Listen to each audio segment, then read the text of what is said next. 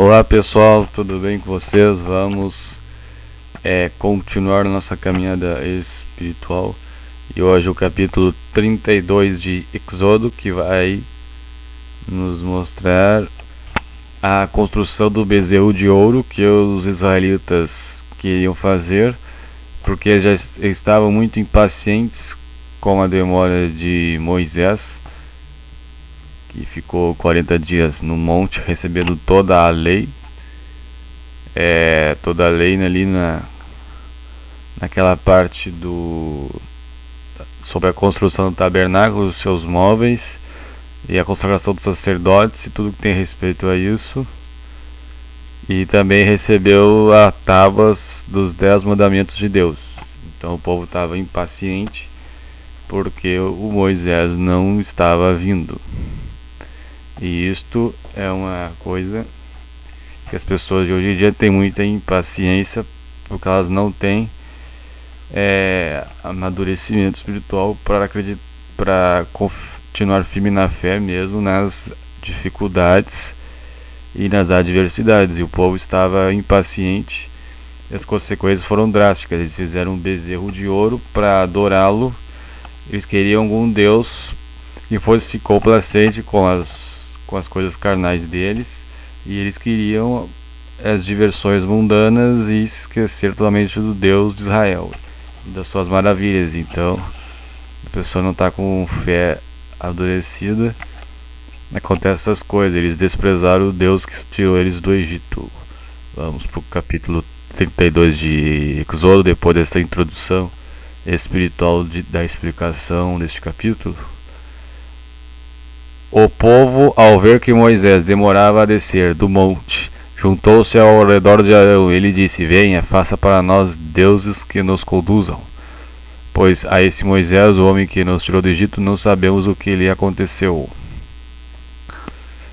Então eles ficaram impacientes e queriam fazer por si só um Deus que agradasse a eles mesmos, e fizeram uma pressão enorme sobre o Arão, e Arão erroneamente cedeu à pressão do povo, ou por algum motivo ficou com medo de ser ferido. Também o Arão fez uma escolha errada aqui, mas a ideia inicial foi do povo.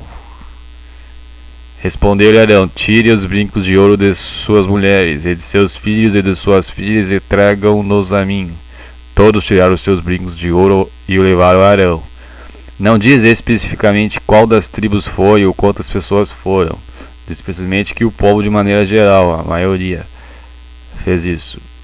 Ele os recebeu e os fundiu, o Arão, transformando tudo num ídolo, que modelou com uma ferramenta própria, dando-lhe a forma de um bezerro. Então disseram: eis aí os seus deuses, ó Israel, que tiraram vocês do Egito. Então o bezerro meio que copiaram, vamos dizer assim, ao que tudo indica, as práticas lá do Egito, e usaram um bezerro. Então eles imitaram as práticas do Egito, e o Egito não tinha saído deles ainda. Eles ainda saíram do Egito fisicamente, mas espiritualmente ainda não, e estavam preocupados com coisas mundanas, que vocês vão ver agora, que eles iam fazer festa e se preocupar com coisas mundanas. O Arão ali decretou que ele é o seu Deus, fez um grande pecado também o Arão, e transformou isso num ídolo, um bezerro. Então, continuando vendo isso, Arão edificou um altar diante do bezerro, e ainda um altar, e anunciou: amanhã haverá uma festa dedicada ao Senhor. A impressão que eu tenho é que eles queriam representar isso do Deus de Israel. É isso. Se for isso, eles estão misturando coisas do mundo com coisas de Deus, e fizeram uma lambança aqui. E eles queriam uma representação física do Deus. Mas nos 10 mandamentos, como foi dito lá em Êxodo 20, que Deus falou para o próprio povo com a própria voz, para eles não fazerem nenhuma imagem esculpida, né? nem nos céus, nem na terra, nem debaixo da terra, nem, melhor dizer, nem no mar. E eles justamente fizeram isso, eles quebraram essa parte do mandamento, um dos 10 mandamentos de Deus. Na manhã seguinte ofereceram holocaustos e sacrifícios de comunhão. O povo se sentou para comer e beber, levantou-se e para se entregar à farra. Ou melhor dizendo, pode ser uma balada, né? Uma balada aí, com luxúrias e não sei mais o que. Então o Senhor disse a Moisés: desça, porque o seu povo que você tirou do Egito se corrompeu. Quer dizer, pecou. Já não está consagrado mais ao Senhor. Muito depressa se desviaram daquilo que lhes ordenei e fizeram um ídolo em forma de bezerro e curvaram-se diante dele. Ofereceram-lhe sacrifício e disseram: eis aí, ó Israel, ó seus deuses que tiraram vocês do Egito.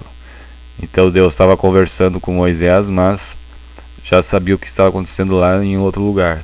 Disse o Senhor a Moisés: tenho visto que este povo é um povo obstinado, um povo rebelde, um povo que insiste demais no erro, obstinado, difícil. Deixe-me agora para que a minha ira se acenda contra eles e eu os destrua. Depois você farei uma grande nação. Então Deus estava ali dizendo que iria matar todos os que tinham pecado contra Deus e de Moisés e faria uma grande nação, né? Que ou Moisés se relacionar com outra pessoa ali, ou os que sobrassem, não disse exatamente. Isso é mais interpretativo que eu estou falando, se seria de Moisés com uma outra mulher, ou os que sobraram ali. Mas deu a entender que todos os que pecarem iam ser mortos por Deus, os que participaram deste ato pecaminoso. Moisés, porém, não gostou disso, replicou ao Deus, o seu Senhor, reclamando: ó Senhor, por que se acenderia a tua ira contra o teu povo, que tiraste do Egito com grande poder e forte mão, com a grande ajuda de Deus Todo-Poderoso? Porque diriam os egípcios: foi com intenção maligna que ele os libertou para matá-los nos montes e bani-los da face da terra. Arrependa do fogo da tua ira, tem piedade, e não tragas este mal sobre o teu povo. Lembra-te dos teus servos, Abraão, Isaque e Israel, aos quais juraram por ti mesmo, aos quais juraste por ti mesmo. Farei que seus descendentes sejam tão numerosos como as estrelas do céu, e lhes darei toda esta terra que lhes prometi, que será a sua herança para sempre. Então Moisés está tendo um diálogo aqui com Deus, em uma oração, para que ele está sendo intercessor do povo, ele está se colocando entre Deus e o povo. E isso é uma figura forte de Jesus Cristo. Ele está intercedendo pelo povo, está advogando o povo, para que não mate todos. Ele quer transformar o juízo condenatório da morte deles ali em misericórdia. Vamos ver aqui. E sucedeu que o Senhor arrependeu-se do mal que ameaçara trazer sobre o povo, quer dizer, não quis mais fazer o que tinha dito. Ele aclamou ao pedido de Moisés, a oração, e atendeu esta segunda opção, vamos dizer assim. E não fez o que iria fazer, porque Moisés intercedeu pelo povo. Então Moisés desceu do monte, levando nas mãos as 2 tábuas da aliança, estavam escritas em ambos os lados, frente e verso. São os 10 mandamentos. As tábuas tinham sido feitas por Deus, pelo próprio Deus, de tão importante. O que nelas estava gravado fora escrito por Deus. E o que nelas estava gravado fora escrito por Deus, Quando Josué, aqui está o Josué, ouviu o barulho do povo gritando, disse a Moisés: há um barulho de guerra no acampamento. Respondeu Moisés: não é canto de vitória nem canto de derrota, mas ouço o som de canções. Não é nem de vitória nem de derrota, não é nem uma coisa nem outra. Só pode ser de canções para festejar, balada. Balada, uma palavra moderna que eu estou falando aqui. Quando Moisés aproximou-se do acampamento e viu o bezerro e as danças, irou-se e jogou as tábuas no chão, ao pé do monte, quebrando-as. Então este ato aqui está decretando uma coisa espiritual ali, porque ele está dizendo que o povo quebrou a aliança de Deus, assim, com as tábuas de pedras, para dizer que o povo estava enrijecido, estava ali debaixo da lei, e quebrou a aliança de Deus. Então Moisés quebrou as tábuas para dizer que eles tinham quebrado a lei de Deus, os mandamentos. Quebrou em um ponto e quebrou em todos os outros. Consequentemente, eles também fizeram outros tipos de pecados, né? A luxúria, os homens cobiçaram as mulheres e vice-versa. E além do bezerro de ouro, que fizeram um ídolo. Para dizer que o povo estava muito rebelde, coração de pedra mesmo. E quebrou as próprias tábuas de pedra para dizer que tinham quebrado a aliança. As tábuas serviriam de testemunho dentro da arca, mas ele quebrou para dizer isso. Pegou o bezerro que eles tinham feito e os destruiu no fogo. Depois de moê-los até virar pó, espalhou-os na água e fez com que os israelitas a bebessem, em sinal de ira de Moisés. Moisés ficou irado e fez isto para dizer que aquele bezerro não servia de nada. E ele perguntou a Arão: que fez esse povo a você para que o levasse a tão grande pecado? Respondeu Arão: não tem fúria, meu senhor. Tu bem sabes como este povo é propenso para o mal. Eles me disseram: faça para nós deuses que nos conduzam, pois não sabemos o que aconteceu com esse Moisés, homem que nos tirou do Egito. Então eu lhes disse: quem estiver enfeites de ouro, traga-os para mim. O povo trouxe-me o ouro, e eu joguei no fogo, e surgiu este bezerro.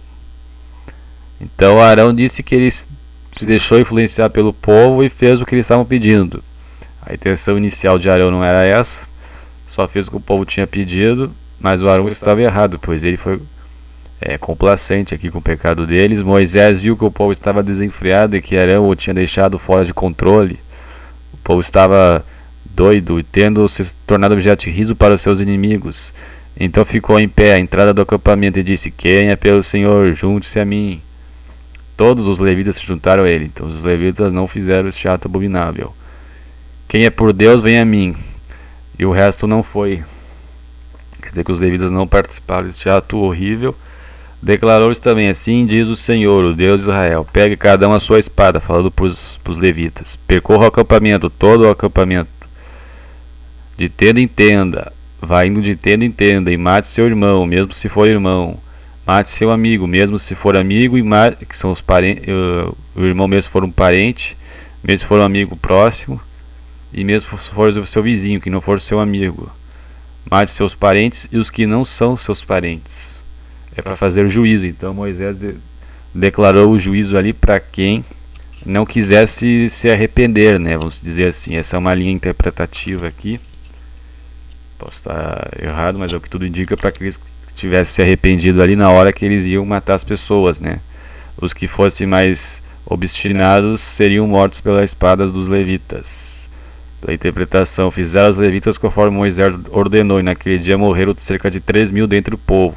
Então era um monte de pessoas, 3.000 eram muito obstinados e quiseram retrucar ali os levitas e foram mortos pela espada, com golpes de espada na barriga, no pescoço, enfim. Disse então Moisés: hoje vocês se consagraram ao Senhor, fizeram o que o Senhor queria, o julgamento, o juízo, neste sentido.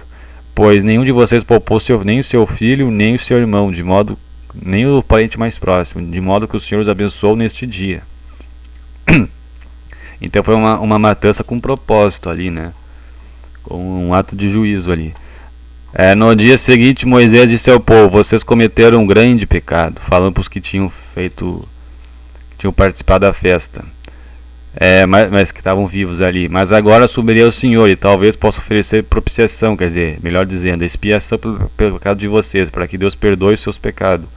Então Moisés aí não estava convicto de que Deus ia perdoar os pecados deles, vamos dizer assim, e foi ver se Deus poderia perdoar o pecado deles, os que ficaram vivos ali. Assim Moisés voltou ao Senhor e disse: que grande pecado, não é pecado pequeno. Então cada pecado tem sua classificação. Esse foi um grande pecado, um pecado grande. Cometeu este povo, fizeram para si deuses de ouro e se curvaram a ele. Mas agora eu te rogo, perdoa-lhes este pecado, senão risca-me do teu livro que escreveste.